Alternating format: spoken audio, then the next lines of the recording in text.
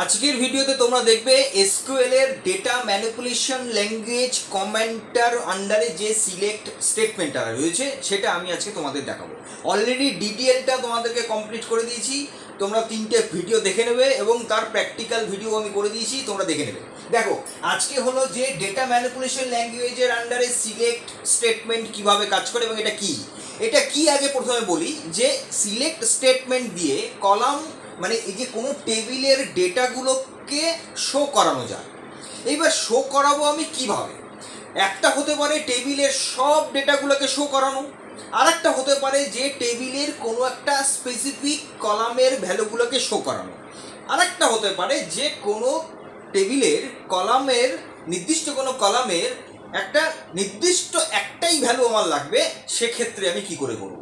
তাহলে 3টে জিনিস হচ্ছে। তাহলে প্রথমে একটা 1 বাই 1 দেখে নিচ্ছি।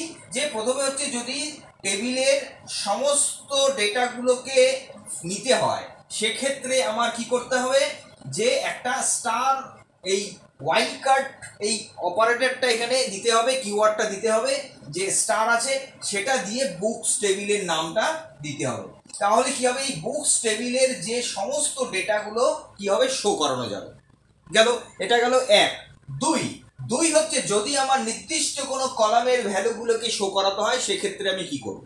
তাহলে এখানে স্টারটাকে তুলে দিয়ে আমি কি করব, সিলেক্ট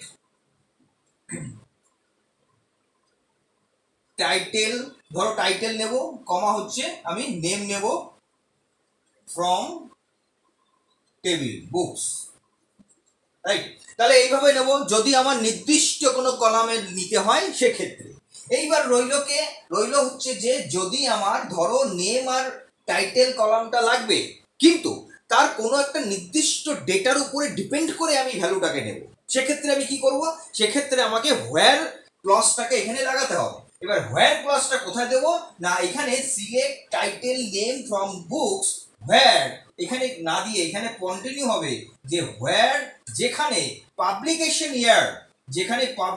ইয়ার ধরো গ্রেটার দেন 2000 সেটা নেবে। তার মানে যে সমস্ত রেকর্ডগুলোতে পাবলিকেশন ইয়ার 2000 এর বেশি রয়েছে সেই ডেটাগুলোই কিন্তু একমাত্র এখানে শো করবে এই কমান্ডটাতে। তাহলে বোঝা গেল ব্যাপারটা, মানে এই স্টেটমেন্ট, সরি এটা statement not a command. Command হচ্ছে ডিএমএল, ডিডিএল, ডিসিএল, এগুলো কমান্ড, তার আন্ডারে এগুলো হচ্ছে স্টেটমেন্ট।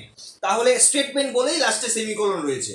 তাহলে আজকের ভিডিওতে তোমরা দেখে নিলে যে কি করে সিলেক্ট কাজ করে এবং সিলেক্ট কি, এবং সিলেক্ট দিয়ে আমি কি করে 3 রকমের উপায় আছে সেটা কিভাবে করব।